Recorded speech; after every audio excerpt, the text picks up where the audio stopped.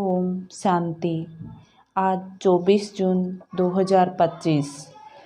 आज मातेश्वरी जी के अनमोल महावाक्य। आज मातेश्वरी जी का 60वां स्मृति दिवस है। मातेश्वरी जी के पुण्य स्मृति दिवस पर प्रातः क्लास में सुनाने के लिए मधुर महावाक्य गीत है। मेरा छोटा सा देखो ये संसार है। यह गीत किस समय का गाया हुआ है? क्योंकि इस संगम समय ही हम ब्राह्मण कुल का यह छोटा सा संसार है, यह हमारा कौन सा परिवार है, वह नंबरवार बतलाते हैं। हम परमपिता परमात्मा शिव के पोत्रे हैं, ब्रह्मा सरस्वती की मुख संतान हैं और विष्णु शंकर हमारे तायाजी हैं और हम आपस में सभी भाई बहन ठहरे। ये है अपना छोटा सा संसार। इनके आगे और कोई संबंध रचा ही नहीं है। इसी समय का इतना ही संबंध कहेंगे। देखो हमारा संबंध कितना बड़ी अथॉरिटी से है। हमारा ग्रैंड पप्पा है शिव, उनका नाम कितनी भारी है। वो सारी मनुष्य सृष्टि का बीज रूप है। सर्व आत्माओं का कल्याणकारी होने के कारण उनको कहा जाता है हर भोला नाथ शिव महादेव। वो सारी सृष्टि का दुख हरता सुख करता है। उस द्वारा हमें सुख शांति पवित्रता का बड़ा हक मिलता है। शांति में फिर कोई कर्म बंधन का हिसाब किताब नहीं रहता, परंतु यह दोनों वस्तु पवित्रता के आधार पर रखते हैं। जब तक पिता की परवरिश का पूर्ण वर्षा ले पिता से सर्टिफिकेट नहीं मिला है, तब तक वो वर्षा मिल नहीं सकता। देखो ब्रह्मा के ऊपर कितना बड़ा काम है। म्लेच्छ 5 विकारों में मैली अपवित्र आत्माओं को गुलगुल बनाते हैं। जिस अलौकिक कार्य का उजूरा फिर सतयुग का पहला नंबर श्री कृष्ण पद मिलता है। अब देखो उस पिता के साथ तुम्हारा कैसा संबंध है, तो कितना बेफिक्र और खुश होना चाहिए। अब हर एक अपनी दिल से पूछे हम कितने पुण्य रीति हो चुके हैं। सोचना चाहिए कि जब परमात्मा बाप आया है तो उनसे हम कंप्लीट वर्षा लेवें। स्टूडेंट का काम है संपूर्ण पुरुषार्थ कर स्कॉलरशिप लेना, तो हम पहला नंबर लॉटरी क्यों न विन करें। वह है विजय माला में पिरोए जाना। बाकी कोई है जो लड्डू पकड़ कर बैठे हैं, यहाँ का भी हद का सुख लूँ और वहाँ का भी बैकुंठ में कुछ न कुछ सुख ले लूँ। ऐसे विचारवान को मध्यम और कनिष्ठ पुरुषार्थी कहेंगे, न कि सर्वोत्तम पुरुषार्थी। जब बाप देने में आनाकानी नहीं करता तो लेने वाले क्यों करते हैं। तब गुरु नानक ने कहा परमात्मा तो दाता है, समर्थ है, मगर आत्माओं को लेने की भी ताकत नहीं। कहावत है दे दो लेंदा थक पावे। देने वाला देता है लेकिन लेने वाला थक जाता है। आपके दिल में आता होगा हम क्यों नहीं चाहेंगे कि हम भी यह पद पाएं, परंतु देखो बाबा कितनी मेहनत करता है, फिर भी माया कितना विघ्न डालती है। क्यों? अब माया का राज्य समाप्त होने वाला है। अब माया ने सारा सार निकाल दिया है। तब ही परमात्मा आता है, उसमें सब रस समाया हुआ है, उनसे सभी संबंधों की रचना मिलती है।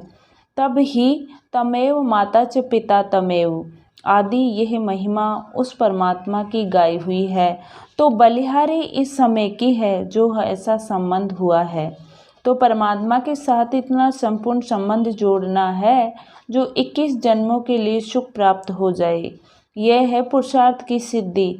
परंतु 21 जन्म का नाम सुन ठंडे मत पड़ जाना।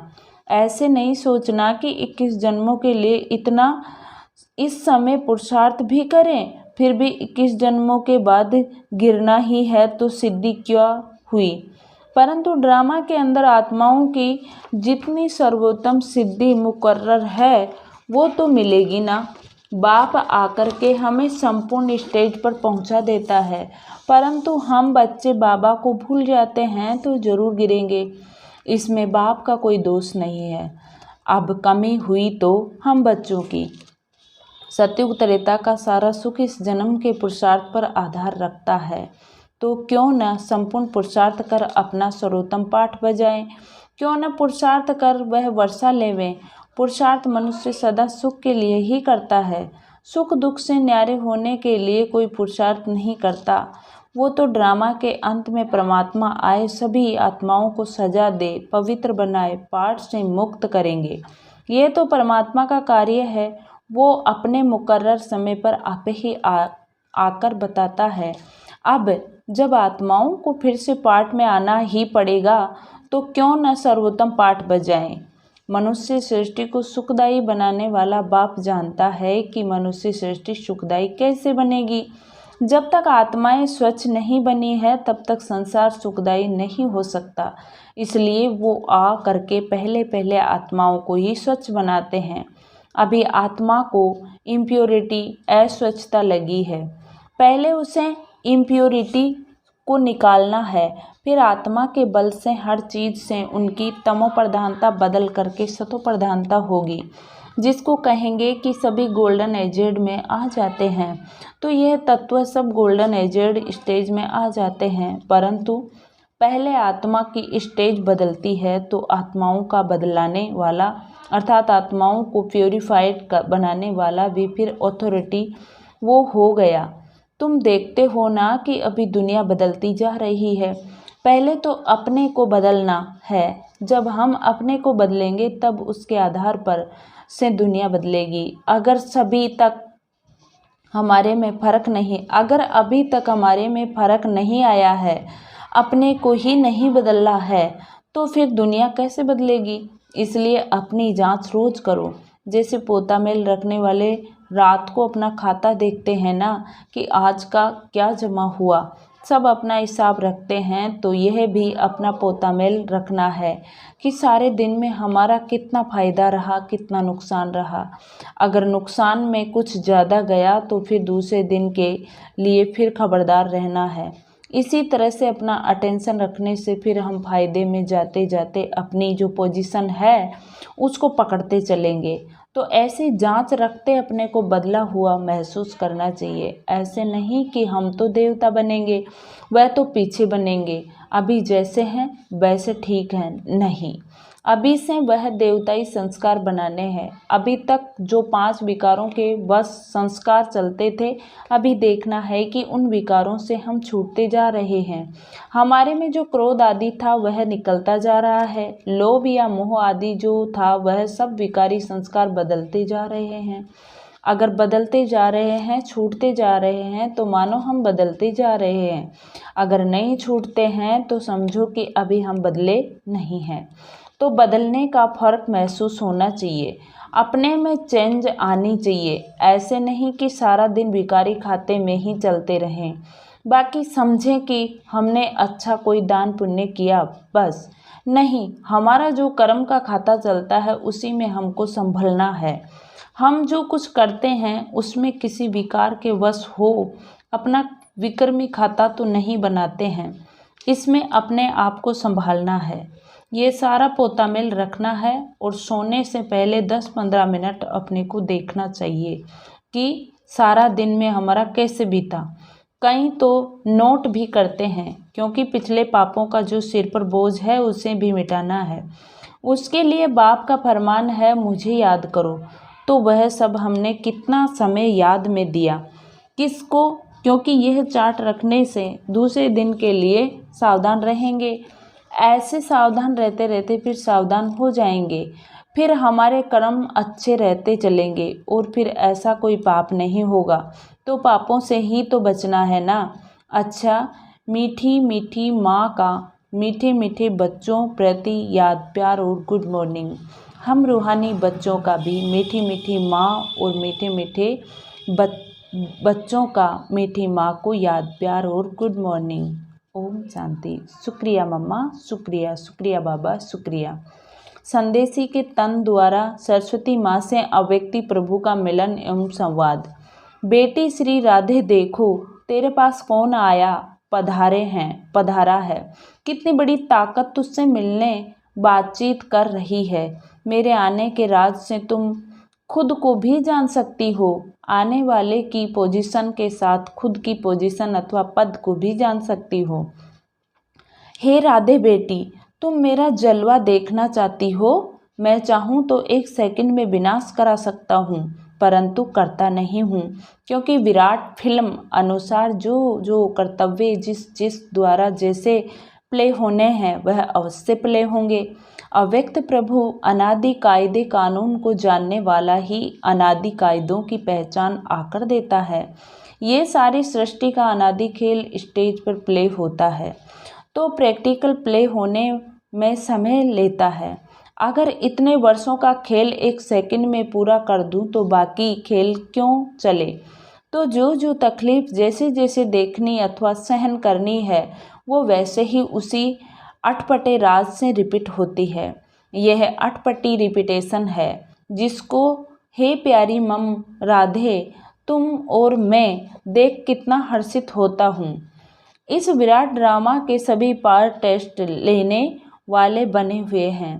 इस खेल को चलाने वाला अगर चाहे तो 1 सेकंड में इस ड्रामा को ड्रॉप कर फिर नए सिरे से शुरू कर देवे, परंतु करता नहीं है, क्योंकि ईश्वर को भी इसी साधारण रीति से कर्तव्य चलाना पड़ता है। स्वयं सर्वशक्तिवान निराकार ईश्वर साकार में है, परंतु साधारण वेश में। यही तो भूल भुलैया का खेल है, जिसको जो जाने वही जानी जाननहार है। बेटी श्री राधे प्रिय वत्सों को यह सहन करने का मार्ग भी अवश्य तय करना है। यद्यपि मैं चाहूँ तो अपने वत्सों प्रति इसे सहज मार्ग भी बना सकता हूँ, क्योंकि साक्षात्कार कराने की चाबी मेरे हाथ में है। अगर किसी भी धनवान भक्त को किसी देवता का साक्षात्कार करा दूं तो वह अपना सारा धन ले यज्ञ में आए स्वाहा कर देवे, क्योंकि ईश्वर तो सभी धनवानों का धनवान है। लेकिन तेरा पिता चाहता है कि मैं अपने बेगर्स प्रिय वत्सों को प्रिंस और प्रिंसेस बनाऊं, इसलिए तुम यह सब सहन करने के बाद ही प्रिंस और प्रिंसेस जाए बनेंगे। पिता जानता है कि वत्सों को यह सहन करने का मार्ग अवश्य तय करना है, क्योंकि सहन करना यह ईश्वरीय व देवी गुण है, जिसमें ही खुशी समाई हुई है। इस गुण से ईश्वरीय सुख महसूस होता है। सहन करते भी तुम कितनी मौज मनाते हो, यही गोपनीय ज्ञान है। ऐसा अनासक्त योगी ही स्थायी सुख को प्राप्त करता है। अभी तो परीक्षाओं का समय नज़दीक आ पहुंचा है।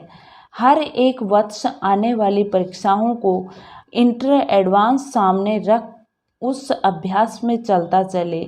बल कोई भी वत्स को खान पान इत्यादि न मिले, परंतु खुद बेपरवाह बादशाह हो उपस्थित हो। ऐसी अपनी सुंदर अवस्था बहुत समय से लेकर धारण करनी है। अगर कोई समझता है कि उस समय आप ही चल जाऊंगा, ये समझ बैठना अपने को धोखा देना है। इसलिए पहले से ही सावधान हो रहना है। मेरे अति प्रिय वत्स याद में तो बैठते हैं, परंतु अभी तक उस लाइट का तेज मेरे वतन तक नहीं पहुंचता है। हर एक जब लाइट स्वरूप हो उपस्थित होंगे तो उनके योग का तेज मेरे वतन में आएगा, तब ही उन हर एक की संपूर्ण लाइट उन्होंने प्रवेश होगी। उस समय ही फिर शक्तियों की महिमा निकलेगी। तो हर एक को अपने निश्चय में स्थिरम रहना है। जो मैं भी अगर उतारूं तो भी उतर न सके। हे शिरोमणि शक्ति राधे, शक्तियों को ज्ञान निष्ठा बल में और मुख से ज्ञान मुरली बजाने में तैयार रहना चाहिए। तुम्हें अपनी एक रस ईश्वरीय दृष्टि से हर एक को निहाल कर अपने मधुर वीणा से पहचान देनी है कि मैं कौन हूँ और मेरा पिता कौन है। कैसे ब्रह्मा में भगवान प्रत्यक्ष हुआ है, जो इस अंत के समय डेविल वर्ल्ड को खलास कर अपने निज देश डीटी वर्ल्ड में ले जा रहा है। हे राधे बेटी, जब हर एक की अवस्था दीपक की लाइट सदृश स्टेरियम रहेगी, तब सूक्ष्म अंत है प्रेरणाओं को पकड़कर अपना कार्य संपूर्ण रीति से सिद्ध कर सकेंगे। जितनी ज्ञान अनुसार अवस्था होगी, उतना ही प्रेरणाओं को पकड़ सकेंगे। जितना उस अवस्था में लगातार रहेंगे, उतना संपूर्ण प्रेरणाएं टच हो सकेंगी। ओहो बेटी राधे, मेरा स्वरूप तो देखो। क्या वत्स मेरे स्वरूप को नहीं देख सकते कि कैसे अखंड ज्योति तत्व से आकर मैं साक्षात प्रवेश हो आए बात करता हूँ। मेरे द्वारा ही यह सब साक्षात्कार होते हैं, क्योंकि मैं ही सभी का मूल समूह हूँ। देखो, प्रकृति के बीच में चमकती है ज्ञान लाइट।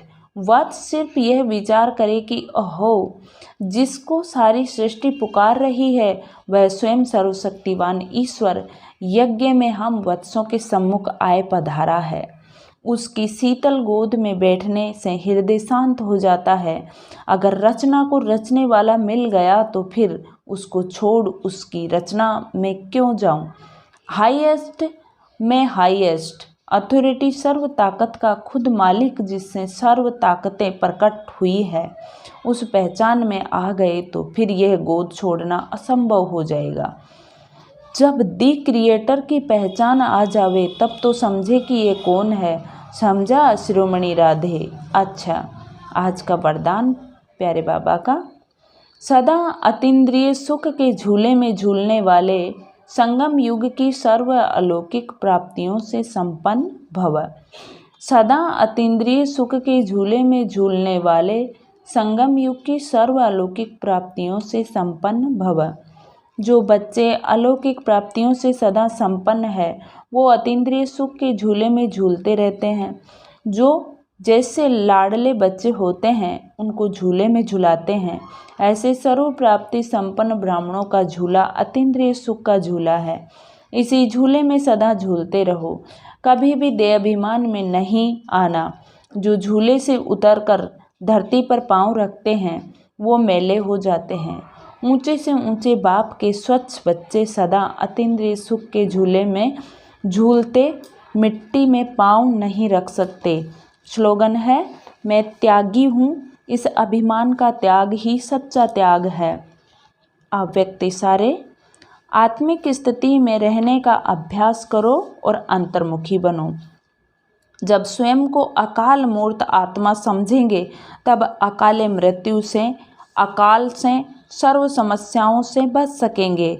मानसिक चिंताएं, मानसिक परिस्थितियों को हटाने का एक ही साधन है, अपने इस पुराने शरीर के भान को मिटाना। देह अभिमान को मिटाने से सर्व परिस्थितियां मिट जाएंगी। अच्छा, ओम शांति।